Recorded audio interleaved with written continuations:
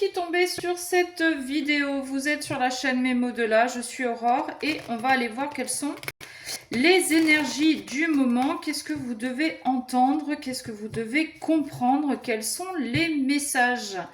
J'espère que vous allez toutes et tous bien, que vos vacances, si vous êtes en vacances, se passent bien. Si vous êtes au boulot, eh ben, j'espère que ça se passe bien aussi, que vous n'êtes pas trop emmerdés selon ce que vous faites. Merci à tous ceux et toutes celles, parce que vous êtes beaucoup plus de femmes, qui se sont abonnés à ma chaîne, qui mettent des commentaires ou des j'aime ou des j'aime. Donc ceux qui ne sont pas encore, eh bien c'est le moment de le faire tant que je prépare les cartes. Ça ne vous coûte rien, c'est facile, c'est juste un clic. Ça vous permet de recevoir les notifications quand je poste des nouvelles vidéos, enfin normalement. Et puis plus vous interagissez, plus les algorithmes me mettent en avant et donc plus le message circule et arrive aux bonnes personnes. Donc encore une fois, merci. Allez, qu'est-ce qu'on a? Angoisse, paranoïa, amour et priorisation de soi. Alors, moi j'ai l'impression là qu'on a peur dans une nouvelle relation, qu'elle soit sentimentale, amicale, professionnelle, et que on essaie de travailler sur ces peurs en essayant de s'accepter tel qu'on est, en arrêtant de s'auto-flageller en fait. Ok, on est comme on est, mais et on arrive à se dire que si les autres nous ont choisi en face, c'est parce que ce qu'on était, ce qu'on dégageait leur convient, d'accord? On arrête de se dire je suis trop ci, je suis pas assez, je suis machin, je suis truc, je suis bidule. Voilà, c'est un peu comme ça que j'interprète cette coupe. Allez, qu'est-ce qu'on peut avoir? Oups là.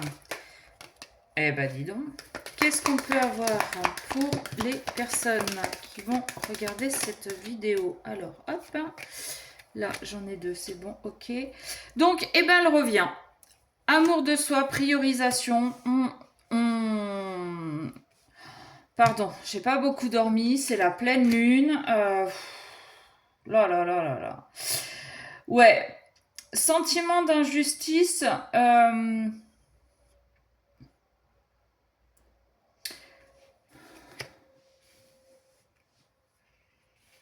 Ah, d'accord, ok.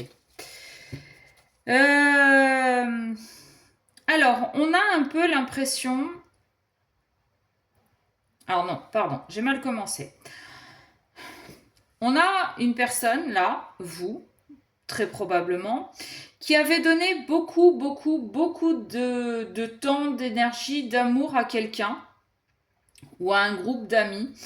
Mais, alors, pour de mauvaises raisons, pas forcément parce que vous en avez peut-être pas conscience, mais en tout cas pas pour les bonnes. C'est-à-dire que vous étiez dans ce triangle de Karpman, là, sauveur, sauvé, bourreau. Enfin, sauveur, victime, bourreau. Vous avez joué un des rôles, voire peut-être même les trois en même temps, parce que vous avez peut-être commencé par vouloir sauver quelqu'un. Et puis comme cette personne, une fois que vous l'avez eu sauvée, elle vous a un petit peu mise de côté, bah vous avez joué les victimes. Et oui, avec tout ce que j'ai fait pour elle, tout le temps que j'ai passé avec elle, nombre de fois qu'elle m'a appelé en plein milieu de la nuit, gna gna gna gna gna gna. Donc on fait son caliméro, on a ce sentiment d'injustice. Et du coup, alors, avant de devenir le bourreau, et ça c'est le risque, on a décidé de se prioriser, de s'accorder de l'amour à soi-même. Mais avant de devenir le bourreau, on s'est aussi, surtout, remis en question en se demandant pourquoi on avait été autant présent ou présente pour cette autre personne, pourquoi on avait voulu l'aider, pourquoi on avait accepté qu'elle nous appelle à 4 heures du matin en chialant, ouais mon mec il m'a encore trompé. D'accord. Donc, on remet tout ça en question, on analyse un petit peu le pourquoi du comment, et avant de devenir le bourreau, eh bien, on va reprendre confiance en soi-même. Ok, j'ai pas besoin de sauver le monde pour être aimé. Je m'aime assez moi-même. J'ai pas besoin des autres, en fait. Et donc, on n'a ni besoin d'être le sauveur, ni besoin d'être la victime, et encore moins besoin d'être le bourreau.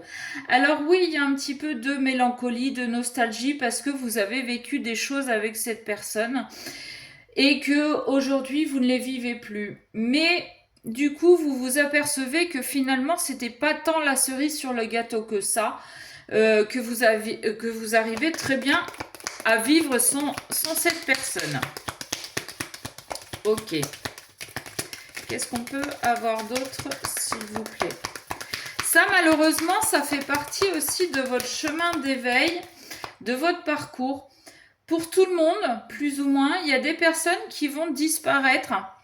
Des personnes à qui vous étiez très attaché, ça peut être aussi des personnes de votre famille, dont vous détachez complètement.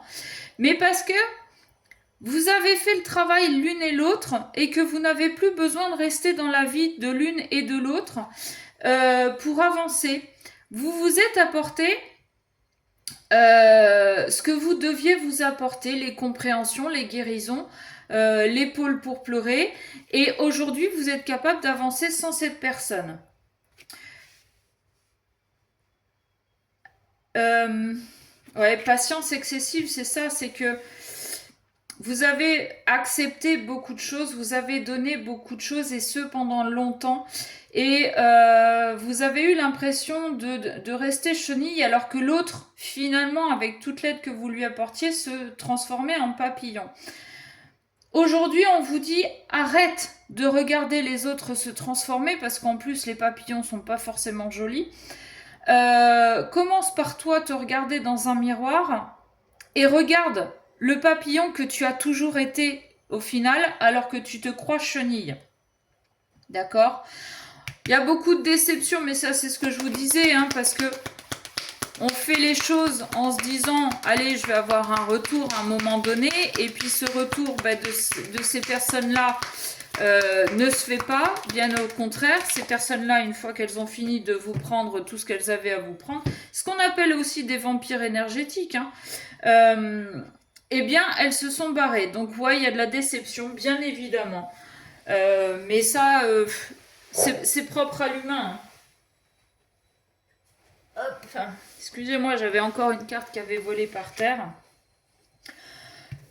Voyez, je vous disais, regardez-vous dans un miroir, on a quoi? Dialogue face au miroir. Donc, je l'invente pas, les cartes vous le disent.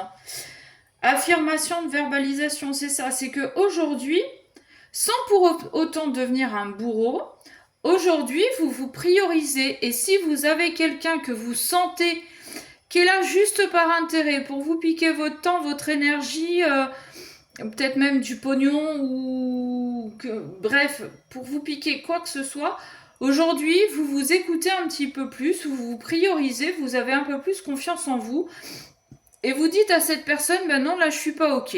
Maintenant, stop, ça suffit. Si t'as des problèmes, ok, je veux bien qu'on en discute, mais arrête de m'appeler toutes les nuits à 4 heures du matin, moi j'ai une vie, j'ai besoin de dormir. Et puis vous vous regardez aussi face au miroir en vous disant, bah ouais, finalement, bah, tu te suffis à toi-même, quoi, t'es assez bien.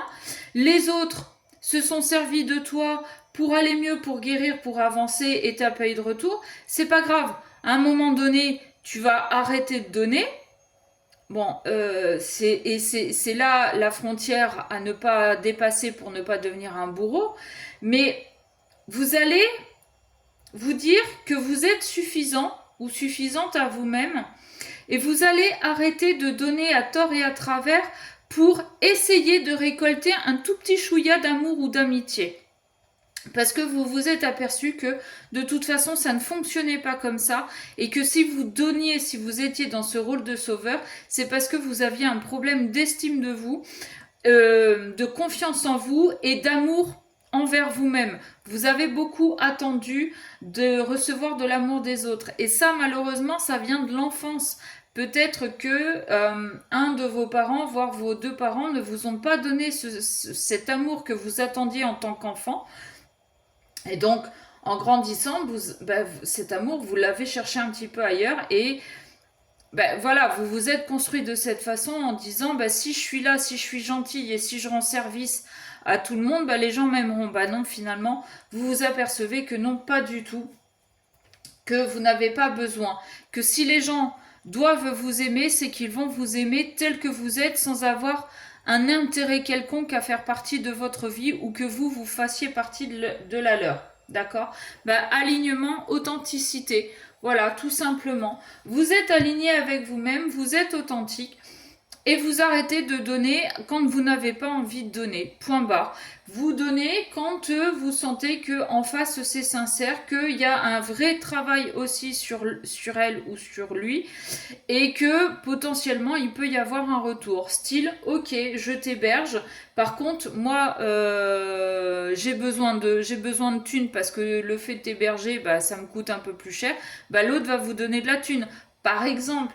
Ou bien vous avez aidé quelqu'un à déménager, en retour l'autre va vous aider à déménager. Vous voyez, c'est donnant-donnant, il y a un juste équilibre et on le voit bien sur cette carte, hein. C'est vraiment aligné, c'est équilibré, ça penche pas plus d'un côté que de l'autre.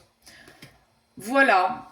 Donc aujourd'hui, le message c'est priorisez-vous, regardez-vous dans un miroir et regardez le beau papillon que vous avez et toujours été. Et que les autres envient en fait. Voilà. Sur ce, je vous fais des bisous. Si vous souhaitez une guidance personnalisée, mesmodelas@gmail.com, vous envoyez un message et je vous répondrai. Je vous fais des gros bisous et je vous dis à très vite.